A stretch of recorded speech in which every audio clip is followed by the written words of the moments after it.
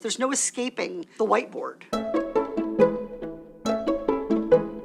I probably have a dozen whiteboards at this point. I actually don't even know. I started out with one that was mounted on the wall in my hallway. It's still there, but now I have a whole bunch. And one of my very favorite ones is this little small one and it fits inside my purse, which, I mean, one thing you can draw from this is I have a very large purse. But this one's really, really handy. And this way, if I'm doing something and someone says, can you put it on the whiteboard? Or it's too bad you don't have your whiteboard here, I can pull it out, but it's lighter than carrying around like a legal pad. The first time I tried to use the whiteboard was with Jamie Dimon, asking him about a hypothetical budget and how someone could make ends meet. And actually the Republicans objected to the use of the whiteboard, and the chairwoman sustained their objection. It meant that I could not use the whiteboard. So I had to put it down, repeat things verbally. And I think that made it harder for Mr. Dimon to actually follow and harder to actually get an answer. So some committees, I think, see it as a welcome tool. I think other committees have seen it as a distraction, but both oversight and natural resources, where I'll be serving this year, are excited about the whiteboard coming. Mr. Ellis, do you know how much you personally received in bonuses over 2 years, the last 2 years, just because Celgene raised the price of this one drug, Revlimid? I receive very generous compensation, but I don't know the exact number that you're referring to. In fact, you personally received $500,000 personally just by tripling the price of Revlimid. So to recap here, the drug didn't get any better, the cancer patients didn't get any better, you just got better at making money. I've always used whiteboards in my job, both to organize myself and keep a to-do list. It's very satisfying to erase the thing that you get done. But I've used them in the classrooms. At UCI, I was a professor of bankruptcy and commercial law, and there's a certain amount of adding and subtracting involved with the math of some of these debts and borrowing, and that's enough to freak law students out. So I think putting it on the board helps remind them that the math really is pretty simple. And so it's the same thing with CEOs.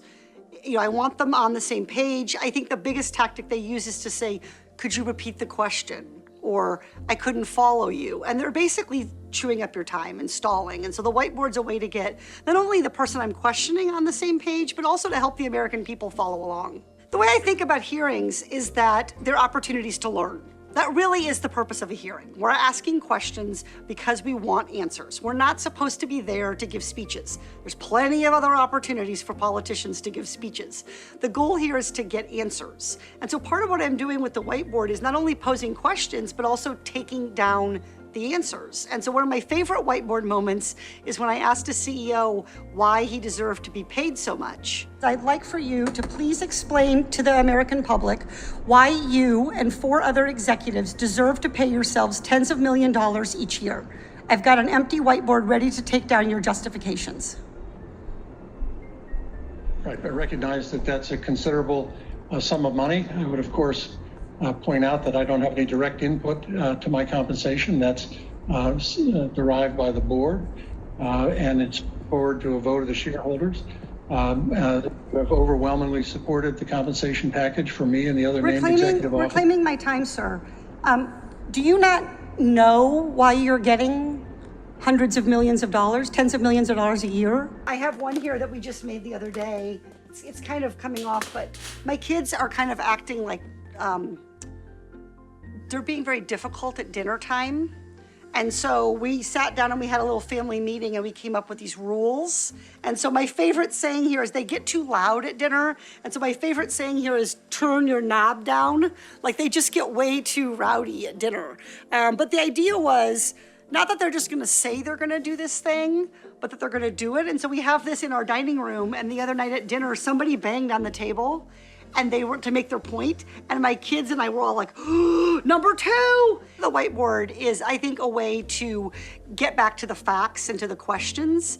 And so, too many of my colleagues rely on sort of angry words or tones of voice. You use those things too, but the goal of the whiteboard is to say, here is the real problem. This drug price has gone from this dollar to this dollar to this dollar, or the person who's trying to live on this wage. Like, let's add it up.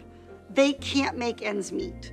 So now that you can see what they're dealing with, what should we do about it? So it's just a way, I think, to sharpen the real focus of the question and take away some of the sort of actually, I think, artificial drama that can come from trying to create, kind of tension.